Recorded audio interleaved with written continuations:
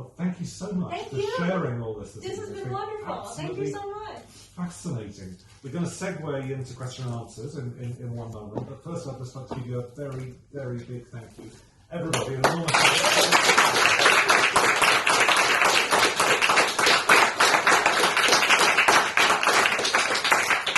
and I'm throwing it open to the hall. There we go. Okay, so I'm going to make 2 comments and 2 quick questions. Yes. First of all, you forgot to mention that you're prepping for Edinburgh Festival next year. Yes. Oh, you're right. Edinburgh. Thank you. Yes, I'm also prepping to do a solo show at the Edinburgh Fringe Festival, a stand-up show in 2024. And That's brilliant. Well, It's been that's more helping me a lot practical. with that. That's, if people don't know, that's considered one of the biggest festivals when it comes to comedy. Oh yeah, absolutely. It's also more accessible from Madrid than Philadelphia is. So, Yes. Yes, yeah, also yeah. that. Depending on the time of year, you can get Yes. flights for like 15 euros. Exactly. Yeah, Correct. exactly. The other comment and next question is, and take this in the way it's meant, because it's like, this is a huge compliment. I tapped into Wall-E when you were telling the story, which is one of my favorite all-time movies, not just Pixar movies, but movies in general. And if you hadn't told me that you had read Kurt Vonnegut Jr., I would have said, oh, wow, she was influenced by Kurt Vonnegut Jr. Yeah. Because there's so much of it in a really good way. It's your voice, but I can feel the influences, which were fantastic. Thank you. So 2 quick questions. One, is that your real name? Because it's such a perfect name for an author, or an actor, or a performer. Is it really your real name? Yeah, it is. Okay. For what it's worth, Kingsley has not been our family name for a long time. My family is descended from Polish immigrants, and my dad actually changed his Polish name, Drzewski, to Kingsley when he went to college, because it's a rough English translation, and it was easier for people to pronounce, and less othering. And the other question is, you kind of just threw off the cuff. You were an intern at the Kennedy Center. Everyone know what the Kennedy Center is? Okay, Kennedy Center is, for those who don't know it, is like The Kennedy Center. I don't know how to. You explain it. How to? It's a concert hall. It's an impossible task to become an imper. They don't just go you. You have to go through the incredible amount of hoops, and they are very, very, very picky. So, can you explain that a little bit? Because that's quite impressive. Yeah, sure. Thank you so much. So for context, the Kennedy Center is the national theater of the United States. So it does have a concert hall, but it also does a lot of theater. It has a children's theater. It has a comedy theater upstairs. It's also just like a really beautiful building. It's like just a really incredible place. So But you're missing the fact it's an organization that supports the arts in a way no other organization does. So to get in any level, as an intern, is like becoming a Supreme Court judge clerk. So, Oh my goodness. how did Where you? is it? it's in Washington, D.C. So how did you? How did you get in? I applied. To be fully honest, like I didn't have an in. I knew that I wanted to be in DC for the summer because I have a wonderful, fantastic fiance who wanted to work for Congress that summer and did. So shout out. So I knew I was looking for something in the arts in DC. And I was like, hey, why don't I go for the most prestigious theater in DC? Not Not the most prestigious theater in the country. I would argue in the United States. Probably. Because also, again, just for Congress for those who don't know, the Kennedy Center is also, it's not just theater itself, it is the organization. Like you said, it's a nonprofit that does a lot of outreach and trying to foster especially new artists, which is honestly the most important takeaway that I had from that is understanding, seeing their processes and understanding how they brought new art into the world. So for the part of the question that is, how did I get that? I have nothing special other than the application process. No, but that's most people don't realize that nepotism and everything comes into play. So you're in the top, 3% of people that got in without a contact. So what did you do what are some of the things that you were tasked with while you were there? I'm really impressed by this. Now that you're mentioning it, I'm like, because this was a while ago, and I'm like, what did I do? But now I remember talking to my advisor about like, hey, why did you hire me? And she was like, she was kind of brutal. I'm definitely going to edit this out of the audio recording. She was like, I'm going to be honest, I wasn't sure if you could do this job. I was not sure if you were qualified, but I talked to you during your interview over the phone, and you were so clearly, genuinely passionate. You actually cared so much about the arts and storytelling, and most people just want to work at the Kennedy Center, say they work at the Kennedy Center. So I doubted whether or not you could do it, but you cared. So I hired you because you cared. So that's how is I gushed during, but genuinely, in a genuine way. And then you asked what I was tasked with. So I was in a funky position because I was a passion hire and not you'd be really good at this hire. They kind of made a special position for me actually in the education department. So I was partially working with the American College Theater Festival, which is where they take both undergrad and MFA playwriting students, and they workshop their plays. They do this big reading. They hire actors from DC and dramaturgs and directors, and it's this whole big thing.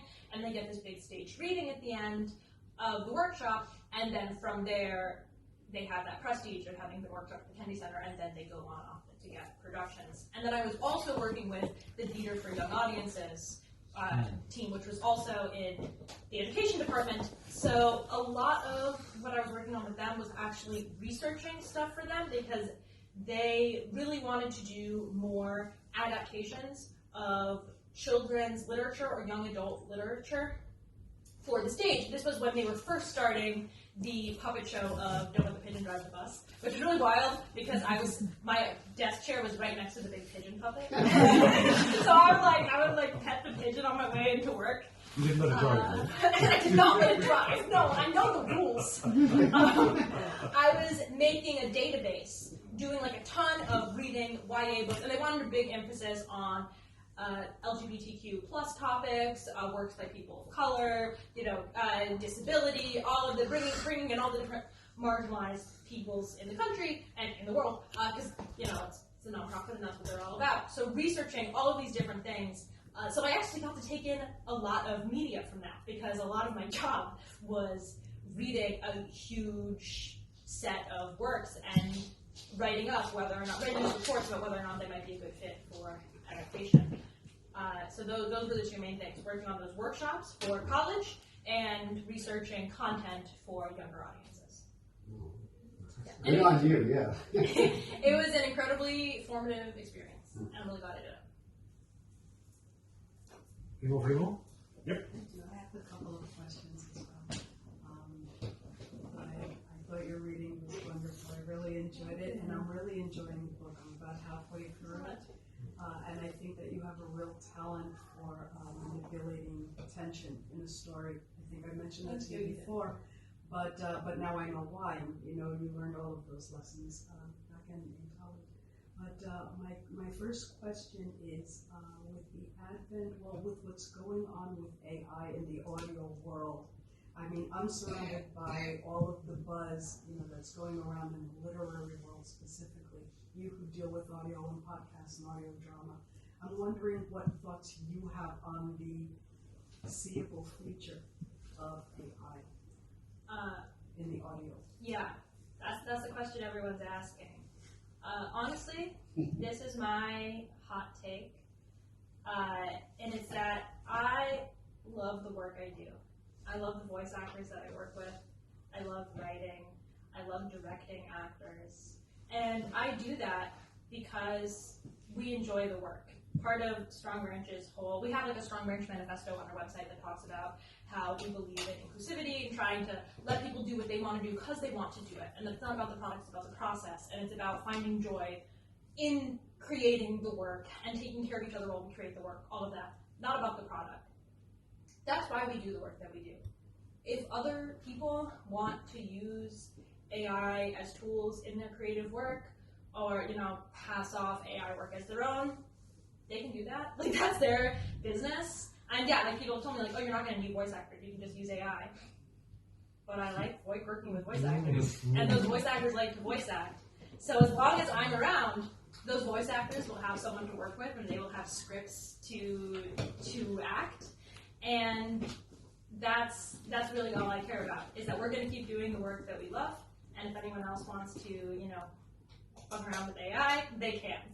But it's not for me, and I'm going to stick with it. Good for you. Yeah. And my second question is, I've noticed from what I have read of Strange Garden, that you have you just mix strange things together, and it's part of the charm, I think, of the things that you write. David alluded to, some very light moments and very dark topics, or vice versa.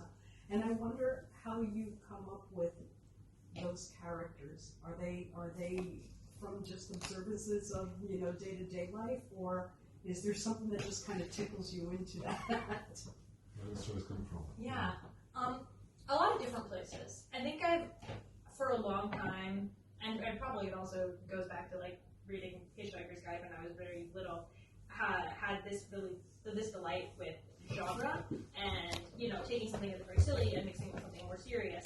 And then the other thing that really got me into that was, and also into audio drama, was when I was in high school, I listened to a show called Welcome to Night Vale, which is probably at this point, the most famous audio drama ever, which is a horror comedy.